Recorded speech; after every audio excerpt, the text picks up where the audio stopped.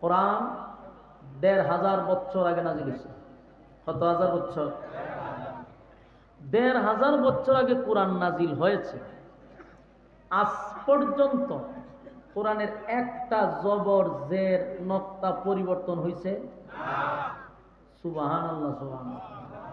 আপনি এই জিনিসটা নিয়ে চিন্তা করলে আপনার মাথা হ্যাং হয়ে যাবে।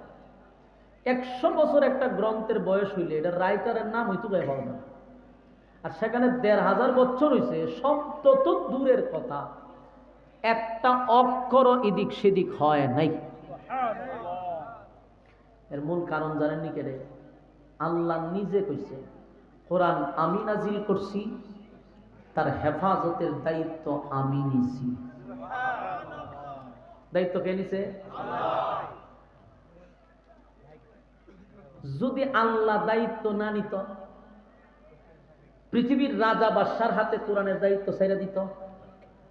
২০২৪ সালে আইসা বিসমিল্লাহর বাপ হাইতেন তালাশ কইরা। আমার কথা বুঝুননি আপনারা? বুঝলে হা না কইতে। আপনারা যদি একবারে চুপ থাকেন তাহলে আমার কথা বলার আগ্রহ কমে যাবে। খুব মনোযোগ দিয়ে শোনেন। কোরআনটা যদি মনে করেন আল্লাহ মানুষেরা তো ছেড়ে দিত, দায়িত্ব আল্লাহ না নিত, ২৪ সালে আইসা আন্না বিসমিল্লাহর বাপ হইতে পাও নাই, গায়ে বয়ে যেত। কেন? এক এক বাদশাহ আসতো আর এক এক আয়াত উঠাইয়া দিত। এক বাদশাহ হয়তো সুদের আয়াত কোরআনে থাকলে সমস্যা, আমরা সুদ খাইতে পারি না, উঠাইয়া দাও। বাদশাহ যদি উঠাইয়া দাও, রাখার ক্ষমতা আছে নি? উঠাইয়া দিত। আরেক বাদশাহ হয়তো করে ঘুষের আয়াত থাকার দরকার নাই, তাহলে আমাদের স্যারেরা ঘুষ খাইতে পারেন না, উঠাই দাও। বাদশাহ কইছে উঠাই দাও, রাখার ক্ষমতা আছে। সুদও শেষ, ঘুষের আয়াতও শেষ। আরেক বাদশাহ হইতো নমাজের আয়াত উঠাই দাও। যেহেতু আমরা নেতারা নমাজ পড়তে পারি না, সিজনে একবার পড়ি বুড়ের সময়, তখন দেখবেন বুড় আইলে পড়ে অনেক নেতা। কারণ তো আমি কইয়াবো বুড়ের সময়টা তাইলে দেখবেন অনেক নেতা তো ওনার শার্ট প্যান্ট পরে না, পাঞ্জাবি পড়ে, টুপি একটা মাথার দেয়, মাঝে মাঝে পড়ছে, এটা টাকুন নিছে নতুন তো নতুন, এই কারণে সে ফায়জামা টাকুন নিচে পড়ে, টুপি একটা মাথার দিয়ে স্পেশাল শেড কইরা মাইকটা লইব নেতার বক্তব্য দিবার লইব দিয়া প্রথম তেলাওয়াত করে বিসমিল্লাহির রহমানির রহিম। মন ডাক একটা আসার দিয়া জাগাত মেরা লাই। সারা জীবন নেতাগিরি করলি বিসমিল্লাহটা পর্যন্ত শুদ্ধ করে হইতে পারস না। এরপরে দুনিয়ার কতটা কইয়া মাঝখানে একটা সালাম দিব, কেরে রে তুই আগে সালাম দিস না কা। এই যে একটা বেশ দৌড়ে বলুন, এদেশের মানুষ বুঝিনি যেটা যে অতিভক্তি, এটা অতিভক্তিটা সবাই বুঝে। সিজন ডাইলে করে হুজুর সাজে, আর যখন তার নির্বাচনে চলে যায় তখন হুজুর আরে বাহাত্তরে। ধর্ম ব্যবসাকে আমরা করি না, তোরা করো। হ্যাঁ, আপনার বাস্তবে মিলায়া দেখেন, ধর্ম ব্যবসা আলেমরা করে না, ধর্ম ব্যবসা কারে করে? ধর্মের নামে যারা ব্যবসা করে। পোশাককে আমি আজকে লাগাইছি, আমার 7 বছর সময় মাদ্রাসাতে দিছি, সমাজে লাগাইছিলাম, এখনো পোশাক আছে। এটা তো আমি নতুন না, বরং তোরা ধর্ম ব্যবসায়ী, তোরা ধর্মটারে পুঁজি কইরা নির্বাচন যাস ধর্মের পোশাক লাগাইয়া, ফর্টি মাথাত লাগাইয়া। হ্যাঁ, দেখবেন নমাজ রক্ত হইছে না জায়গা মসজিদ হারে গেছে গা, পিছে তার একজনের ভিডিও করে বালা করে করিস জিজ্ঞাসা স্যার কোন অক্ত নামাজ অক্ত বাদ দে, পাবলিক সামনে পড়লে মসজিদে ঢুকে যাবে, বুঝাবে যে নেতা কোন নামাজি। এক শ্রোতা জিজ্ঞাসা স্যার তখন বাজে দিনের 11টা, আপনি যে মসজিদে নামাজ পড়লেন কিয়ের নামাজ? হ্যাঁ কিয়ের নামাজ? ও কইলেন চাষতের নামাজ। চাষতের নামাজ আরে সব বনে নেতা তো খুব ফাঁকা খেল, 5 ওয়াক্তের বাইরে চাষ তো চিনে। কি ধরনের ফাইজলামি এটা করে? তো সম্মানিত শুধু দেশের জনগণ অথবা দেশের বাদশা যদি চায় ঘুষের আয়াত উড়াই দিত, রাখার ক্ষমতা আছে? শেষ, ঘুষেরও শেষ, সুদেরও শেষ। আরেক বাদশা কয় নমাজ শেষ, নমাজও শেষ। আরেকজন এখন জিহাদের আয়াত শেষ, জিহাদের আয়াত শেষ। এই উঠায়া দাও করতে করতে 2024 সালে দেখা যেত বিসমিল্লাহর বাড়র উড়াইয়া দেয়। এটা আল্লাহ জানেনি? আল্লাহ জানে যে মানুষের হাতে যদি আমি কোরআন দিতাম 1400 বছরের ভিতরে কোরআনই মানুষ জানতো না যে কোরআন নামক একটা গ্রন্থ ছিল, এটা উঠতে যেত না। এই জন্য কোরআনের হেফাজতের দায়িত্ব নিছে কে? আল্লাহ দায়িত্ব নিছে, যার কারণে একটা অক্ষর লড়াচড়া হয় নাই। বাস্তব না বাস্তব? আল্লাহ নিজে বলেন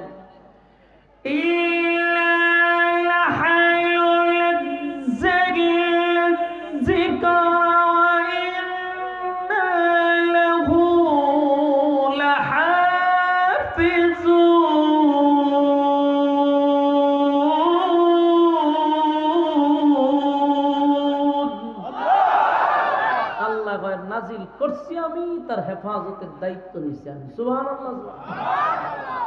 ভাই রিবাবে আমার কষ্ট হয়, নেইকু দেন রিবাব কমান। আল্লাহ কয় নাজিল করছি আমি, হেফাজতের দায়িত্ব নিছি আমি। সুবহানাল্লাহ। এই জন্য 2024 সালে কোরআন হয়েছে না, অক্ষরও লড়ছে না। সুবহানাল্লাহ। এখানেই শেষ না। এরপর আল্লাহ বলেন পৃথিবীতে যত গ্রন্থ আছে, আপনারা যারা বই পুস্তক করছেন দেখবেন বইয়ের শেষ পৃষ্ঠায় একটা লেখা থাকে লেখকের, যে এই গ্রন্থ লিখতে আমার ভুল হতে পারে, ধরিয়ে দিবেন, পরবর্তীতে সংশোধন করব। এটা রাইটারের বক্তব্য। তার মানে কি? রাইটার দুর্বলতা প্রকাশ করছে। কথা বুঝিনি? লেখক তার দুর্বলতা প্রকাশ করে প্রত্যেক গ্রন্থের পিছনে রাইটার লিখে আমার ভুল হতে পারে। শুধু পৃথিবীতে একটা গ্রন্থ আছে যার হেডলাইনে লেখা ভুল নাই। সুবহানাল্লাহ। পৃথিবীতে একটা গ্রন্থ, এটার নাম হলো আল কোরআন, যার লেখক বিশ্ববাসীকে চ্যালেঞ্জ করছে ভুল নাই। সুবহানাল্লাহ। যালিকাল কিতাবু লা রাইবা ফীহি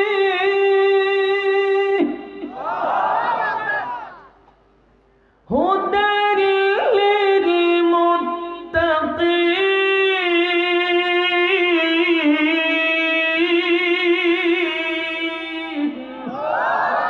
আল্লাহ কয় ভুল নাই, এখানে শেষ না। আল্লাহ সন্দেহ করতে পারবি না। সুবহানাল্লাহ। ভুল নাই কইছে না, সন্দেহ করা যাবে না। ভুলও নাই, সন্দেহ নাই। সুবহানাল্লাহ। চ্যালেঞ্জ করছে 1500 বছর আগে। আজ পর্যন্ত কোন নাস্তিক, মুরতাদ, রাম, বাম, বুদ্ধিজীবী, প্রতিবন্ধী, ভার্সিনি ভুল ধরত? চ্যালেঞ্জ করছে আল্লাহ, পারলে ভুল ধরে দেখা। কিয়ামত পর্যন্ত আল্লাহ বলছে পারলে ভুল ধরে দেখা। কিয়ামতের আগেও পারবে না। সেই কোরআন থেকে আপনারা কথা শুনতে আসছেন, যেই কোরআনে কোনো ভুল নাই, কথা হয় না, সন্দেহ নেই। সেই কোরআন থেকে কথা শুনতে আসছেন, মোনাজাত পর্যন্ত ধৈর্য নিয়ে বসবেন। আমি যতক্ষণ কথা বলবো ইনশাআল্লাহ কোরআন থেকেই বলবো। রাজি আছি? আমি আপনাদের সামনে একটা কমপ্লিট সূরা তেলাওয়াত করছি। সূরাটা মক্কাতুল মুকাররমায় নাজিল হয়েছে, হিজরতের আগে, তো এটা মক্কি সূরা। এই সূরাটা নাজিল হওয়ার কারণটা আপনাদের সামনে আমি বলার চেষ্টা করব, এর সরল তর্জমাটুকুও বলার চেষ্টা করব ইনশাআল্লাহ। এই সূরার শানে নজুল কয়েকটা পাওয়া যায়, কেন নাজিল হলো। প্রথমত অবস্থা, এই সূরাটা নাজিল হয়েছে ওহী বন্ধ হওয়ার কিছুদিন পরে। তো ওহী কেন বন্ধ হলো?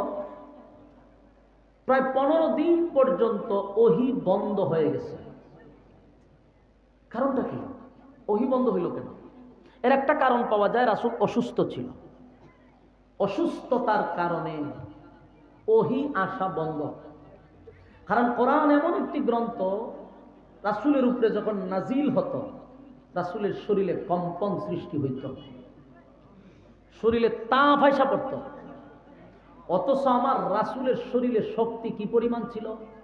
4000 পালোয়ানের শক্তি আমার রাসূলের শরীরে ছিল। কথা কি বুঝতেছে? সেই রাসূলের উপরে যখন কোরআন নাজিল হতো তখন রাসূলের শরীরে কম্পন সৃষ্টি হতো, জ্বর উঠে যেত না। একটা সময় রাসূল অসুস্থ হয়ে গেছে।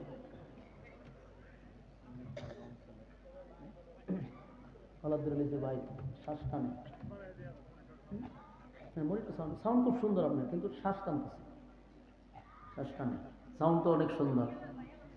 সম্মানিত সুধী, এখন চিন্তা করেন রাসূল অসুস্থ। অসুস্থ হওয়ার কারণে যে ঘটনাগুলি ঘটছে, এর মধ্যে একটা ঘটনা হইল রাসূল প্রতিদিন তাহাজ্জুদের নামাজে দাঁড়াইতো।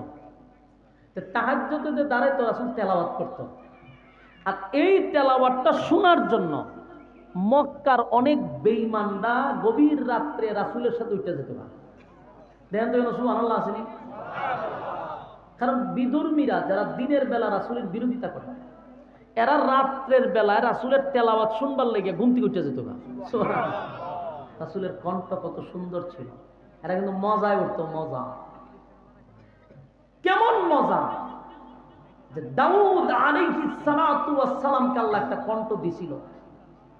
দাউদ নবী যখন তার গ্রন্থের থেকে তেলাওয়াত করত, উড়ন্ত পাখি সব বসে যেত। দাউদ নবী তেলাওয়াত করলে সমুদ্রের মাছ সব লাফাইতে লাফাইতে দাউদ নবীর সামনে এসে পড়ত। সুবহানাল্লাহ, কণ্ঠ কি জিনিস বলুন তো। দিয়ে আমরা যতই সুন্দর করে তেলাওয়াত করি, আমরাটা শূন্য একটা মশা হয় না, আইলেও ওইটা খামর মেরা যায়। কথা ঠিক ঠিক। পৃথিবীতে কত সুন্দর কণ্ঠের কারি আছে, কিন্তু এদের কণ্ঠ শুনে পাকিয়ায় বসে যায় না। কিন্তু দাউদ নবীর তেলাওয়াত শুনা সমুদ্রের মাছ আইসা পড়ত, হিংস্র প্রাণী যারা ছিল সব কাছে এসে পড়ত। কিন্তু এখানে প্রশ্ন হইল, দাউদ নবীর পুরা জীবনী যদি আপনি পড়েন, শুধু কণ্ঠ শুনে কেউ কালেমা পড়ে নাই। আর আমার নবীর তেলাওয়াত শুইনা, শুধু কণ্ঠ শুইনা হাজার মানুষ কালেমা পড়ছে। তাহলে আপনি যদি বলেন দাউদ নবীর আলাদা কণ্ঠ সুন্দর দিছে, আমার নবীর সাথে কাউকে কম্পেয়ার করা যাবে না। কথা কি স্পষ্ট? ইউসুফ নবী সুন্দর ছিল, আমরা শুনছি। কেমন সুন্দর! মেয়েরা ইউসুফ নবীর দিকে তাকাইয়া হাত কেটে লেছে শুনছি। সাধারণ মেয়েরা না, বস্তির মেয়েরা না, সম্ভ্রান্ত পরিবারের এমপি মন্ত্রীর মেয়েরা ইউসুফ নবীর দিকে তাকাইয়া হাত কেটে ফেলাই দিচ্ছে। তাহলে কেমন সুন্দর ছিল! কথা হয় না। এ আল্লাহ, আপনারা যদি আওয়াজ না দিন আমি কেমনে বুঝুন যে কথা পড়ছে? আপনারা যখন নীরব তেন তখন বুঝি কথা বুঝতেছেন না। মনোযোগ দিয়ে শুনেন। বলুন ইউসুফ নবী সুন্দর কেমন ছিল? পৃথিবীর অর্ধেক সুন্দর ইউসুফ নবীর আল্লাহ দিয়ে দিয়েছে।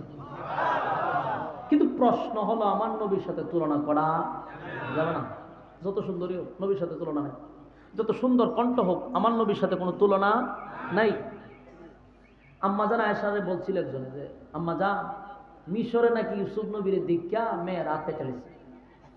আম্মাজান আয়েশা কয়, এই মঞ্চে যদি আমার স্বামী মুহাম্মদুর রাসূলুল্লাহ সাল্লাল্লাহু আলাইহি ওয়াসাল্লাম থাকতো, ওই মাইয়ারা নিজের কলজা হাঁটা বলে ইউসুফ নবীর দিকে তো হাত কাটছে, আর আমার স্বামীরে দেখলে কলজা কাটত। বোঝা গেল নবীর সাথে তুলনা। আল্লাহর হাবিবের বিরোধিতা করত মক্কার নারীরা, মক্কার পুরুষরা দিনের বেলা নবীর বিরোধিতা করত, নবীর সমালোচনা করত। কিন্তু গভীর রাত্রে যখন আল্লাহর হাবিব তেলাওয়াত করার জন্য তাহাজ্জুদের নামাজে দাঁড়াইতো, অনেক বেঈমানরা চুপি চুপি গভীর রাত্রে দাঁড়াইয়া আমার নবীর কণ্ঠের তেলাওয়াত শুনতো। সুবহানাল্লাহ। আল্লাহর নবীর কণ্ঠের তেলাওয়াত শোনার জন্য বেঈমানরা গভীর রাত্রে দাঁড়ায়া যাইতো রে। এর মধ্যে নবীর প্রতিবেশীর মধ্যে সবচেয়ে কাছের প্রতিবেশী ছিল আবু লাহাবের ফ্যামিলি। আবু লাহাব ছিল নবীর কাছের প্রতিবেশী। আবু লাহাবের বউ ছিল উম্মে জামিল। এই মহিলা সাংঘাতিক মহিলা, স্বাভাবিক কোনো মহিলা না। মহিলাটা কি সাংঘাতিক, বেয়াদব মহিলা। বলুন কি মহিলা? আরো জুড়ে বেয়াদব মহিলা। এই মহিলা সাংঘাতিক মহিলা। এই মহিলার কারণে আমার নবী অনেক কান্না কাঁদছে রে। আপন চাচি, সম্পর্কে আপন চাচি, কিন্তু এই মহিলা আমার নবীর কলিজায় এত আঘাত দিছে। আল্লাহ নবী মহিলার কথায় নবীর চোখ দিয়া পানি পড়ছে।